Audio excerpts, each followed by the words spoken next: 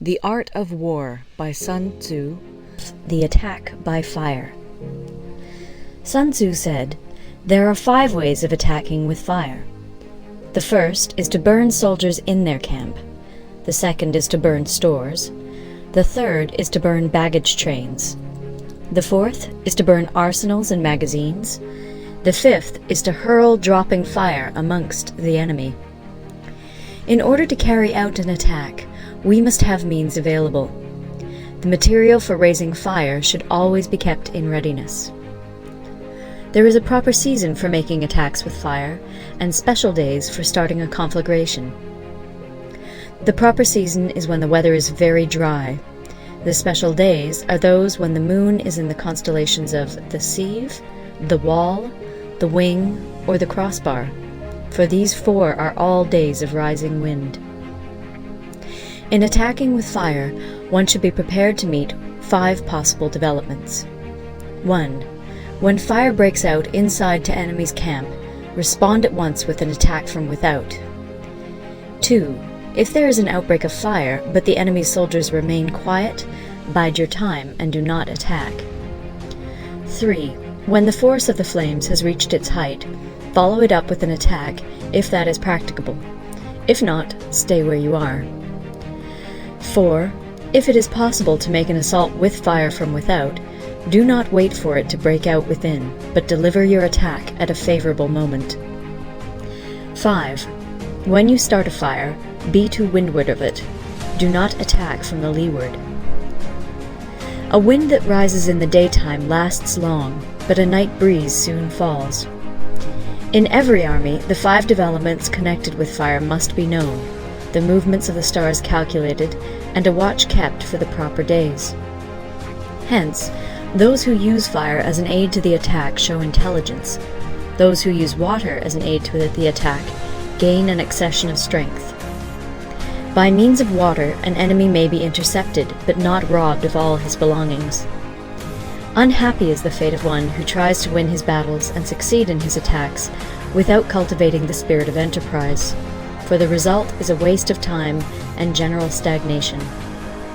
Hence the saying, the enlightened ruler lays his plans well ahead. The good general cultivates his resources. Move not unless you see an advantage. Use not your troops unless there is something to be gained. Fight not unless the position is critical. No ruler should put troops into the field merely to gratify his own spleen. No general should fight a battle simply out of pique. If it is to your advantage, make a forward move. If not, stay where you are.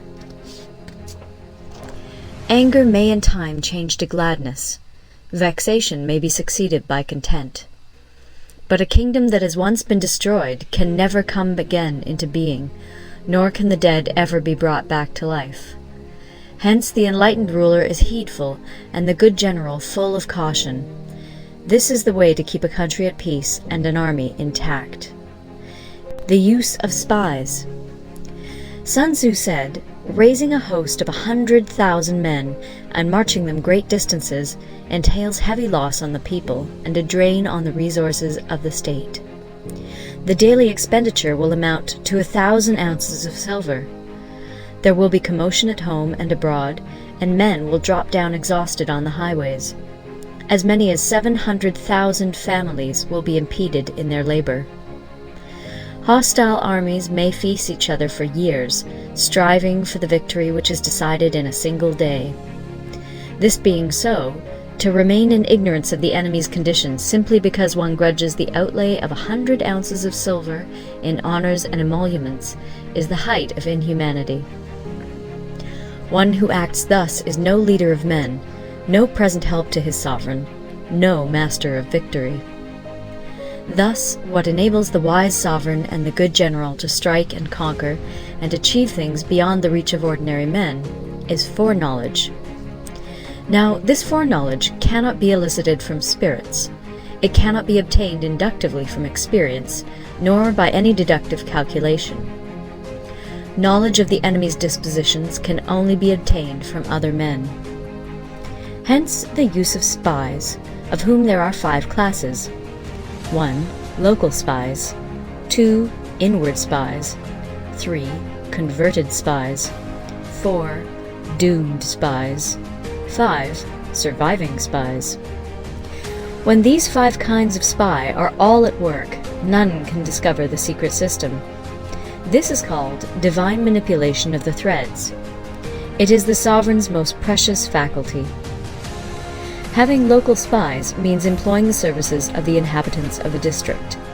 Having inward spies, making use of officials of the enemy. Having converted spies, getting hold of the enemy's spies and using them for our own purposes. Having doomed spies, doing certain things openly for purposes of deception, and allowing our spies to know of them and report them to the enemy. Surviving spies, finally, are those who bring back news from the enemy's camp. Hence it is that none in the whole army are more intimate relations to be maintained than with spies. None should be more liberally rewarded. In no other business should greater secrecy be preserved. Spies cannot be usefully employed without a certain intuitive sagacity. They cannot be properly managed without benevolence and straightforwardness. Without subtle ingenuity of mind, one cannot make certain of the truth of their reports. Be subtle, and use your spies for every kind of business. If a secret piece of news is divulged by a spy before the time is ripe, he must be put to death together with the man to whom the secret was told.